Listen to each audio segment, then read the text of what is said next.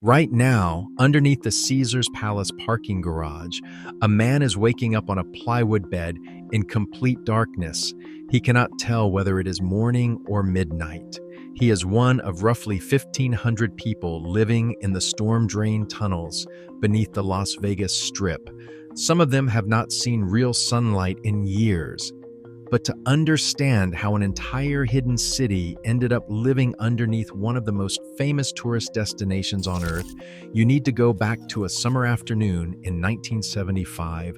That changed everything. On July 3rd of that year, the Thursday before the 4th of July weekend, a massive summer monsoon slammed into the Las Vegas Valley. Tourists were sitting inside the air-conditioned casinos of the Strip, playing blackjack, completely unaware of what was happening outside. Rainwater came pouring down from the Spring Mountains to the west, and because the desert ground around Las Vegas is so hard-packed that water cannot soak into it, all of that runoff had nowhere to go. It funneled straight into the natural drainage channels that ran directly underneath the Strip. Within minutes, a wall of floodwater came roaring down the Flamingo Wash and slammed into the Caesar's Palace parking lot. Hundreds of cars were swept away like toys in a bathtub. Interstate 15 exits went underwater. Telephone poles toppled. The sewage system was overwhelmed, sending contaminated water rushing through the streets. 2 city workers lost their lives that afternoon. The damage was estimated at $4 to $5 million, which in today's money would be well over $20 million. City officials looked at the devastation and realized they had a serious problem. Las Vegas sits inside a shallow bowl, surrounded by mountains on almost every side. Gravity pulls all of that rainwater from those elevated slopes straight down toward the lowest point, which happens to be the exact spot where all the biggest casinos were built. The famous properties, Caesar's Palace, the Flamingo, everything along the Strip, were constructed directly on top of natural drainage paths called washes. Nobody thought to account for what would happen when those washes flooded, so they started building. The Clark County Regional Flood Control District was created in 1985 by the Nevada legislature, and voters approved a quarter-cent sales tax to fund the construction. Crews broke ground on the first project in 1988. Throughout the 90s, workers carved out an enormous network of underground storm drain tunnels designed to catch flash floodwater and funnel it safely away from the casinos and neighborhoods above. By the time they were finished, the system stretched over 600 miles of flood channels and tunnels beneath the Las Vegas Valley. Around 300 miles of those run completely underground. The government spent over $1.7 billion on the project. And that massive underground labyrinth was supposed to carry nothing but rainwater. But something nobody planned for happened instead. People started moving in. It began gradually, without any official acknowledgement. Homeless men and women discovered that the tunnels offered something the scorching desert surface could not. A place where summer temperatures do not climb past 110 degrees and where winter nights do not freeze you on the pavement. The concrete tunnels stay at a relatively moderate temperature year-round. They also offered something that became increasingly valuable as the city grew. A place where nobody was watching. As Las Vegas boomed, housing costs skyrocketed, shelter beds filled up, and city officials cracked down harder and harder on people sleeping in public spaces. In 2019, the Las Vegas City Council made it a misdemeanor to rest, sleep, or camp on downtown sidewalks and residential areas if shelter beds were available. Violators could face fines up to $1,000 or 6 months in jail.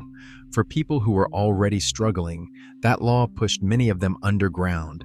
As one resident put it, the cops would not go into the tunnels, but if you stayed on the streets, they harassed you constantly. Today, outreach workers estimate that between 1,200 and 1,500 people live in the flood control tunnels beneath Las Vegas, and the community they have built down there is unlike anything you would expect. Walk into one of the tunnel entrances near the Rio Hotel, and the first thing you notice is the darkness. Not dim lighting, total consuming blackness. The tunnels average about 5 feet in height, and their concrete walls are coated in soot from the small fires that residents use for cooking.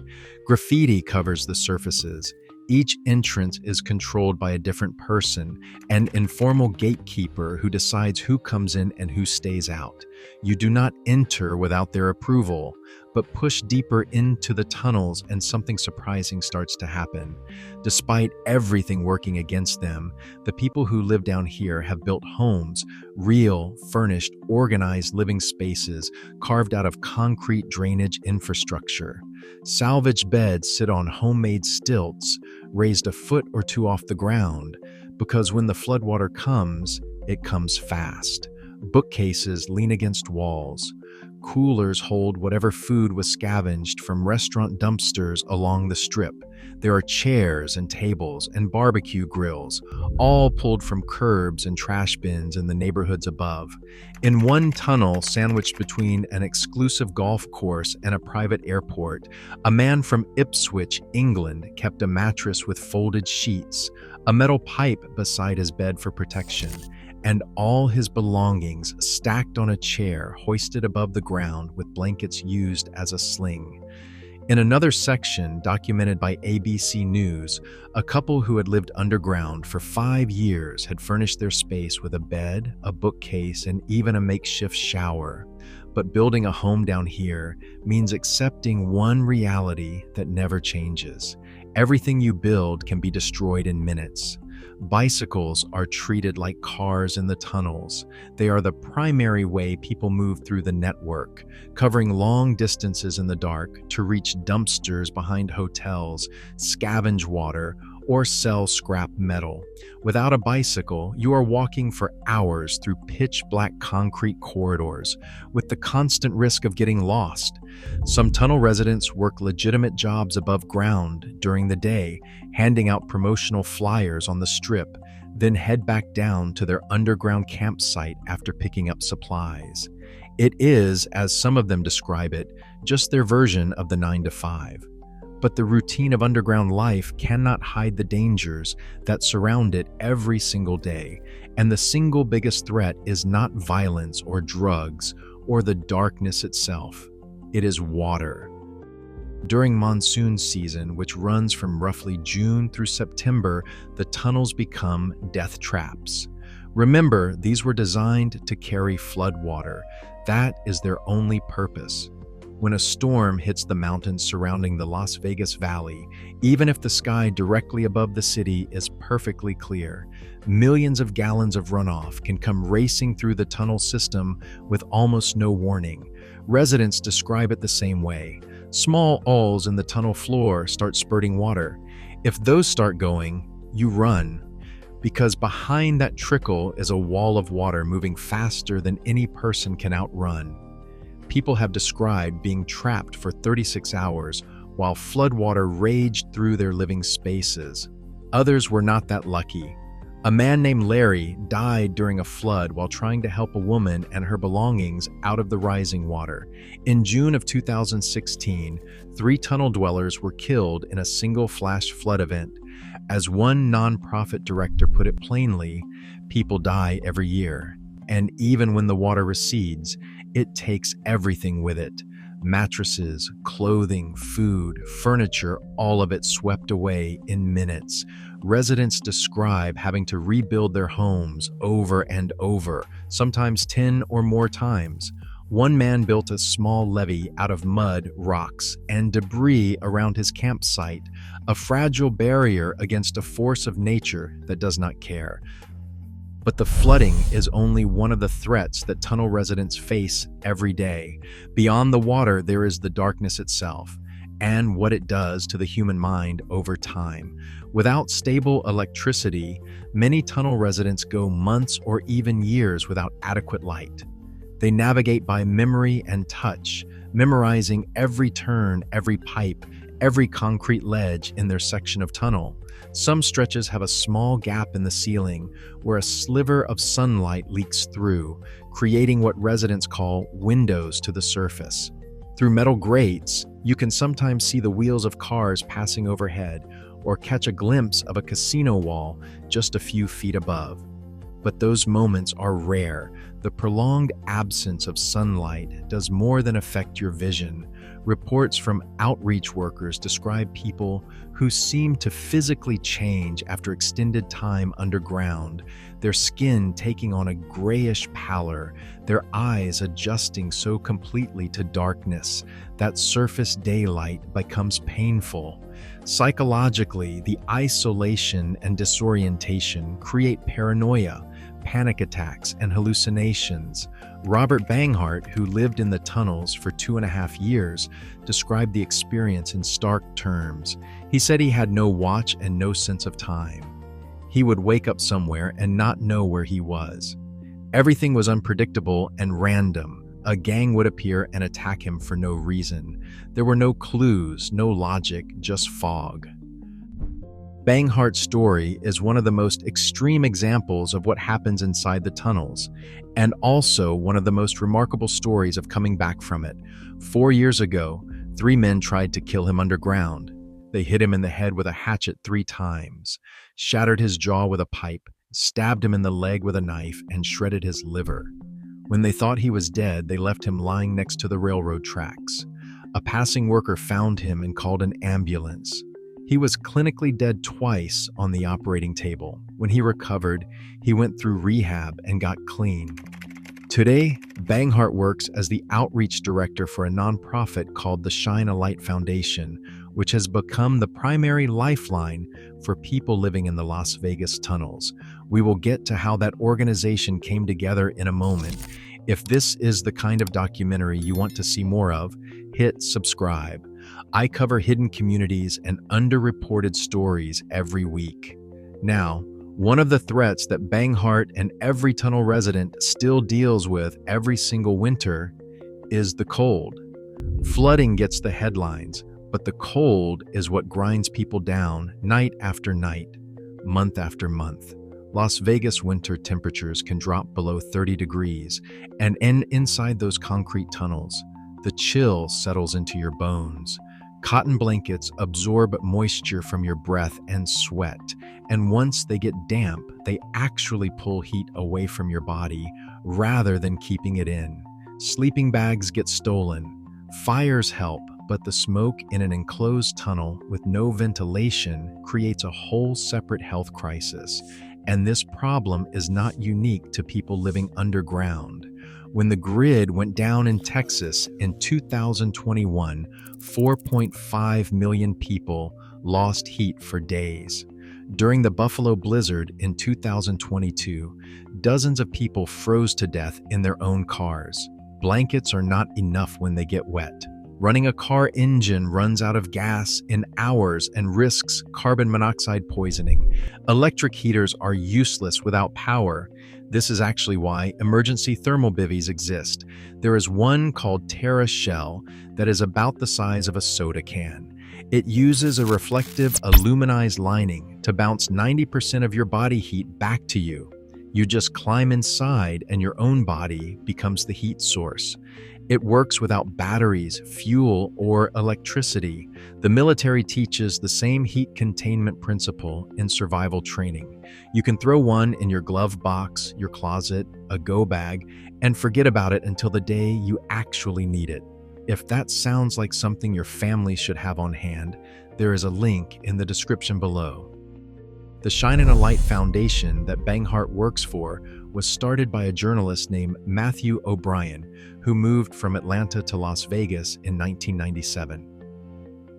In 2002, while working as managing editor of the alternative weekly newspaper Las Vegas City Life, O'Brien became fascinated by a murder case in which the killer evaded police by disappearing into the flood control system. Armed with a flashlight, a tape recorder, and an expandable baton for protection, O'Brien descended into the tunnels to retrace the killer's escape route. What he found down there had nothing to do with the murder case. He discovered an entire hidden population living beneath the city. Hundreds of people had built a world underground that almost nobody on the surface knew existed. O'Brien spent the next 4 years exploring and interviewing tunnel residents, and in 2007, he published a book called Beneath the Neon that brought international attention to the issue. After the book brought worldwide attention to the tunnels, O'Brien did something that separated him from every other journalist who had covered the story. He went back. He founded the Shine a Light Foundation as a nonprofit dedicated to helping people climb out. Every Saturday, Banghart and a team of 60 to 80 volunteers, many of whom are former tunnel residents themselves, descend underground in small groups of 6 to 8.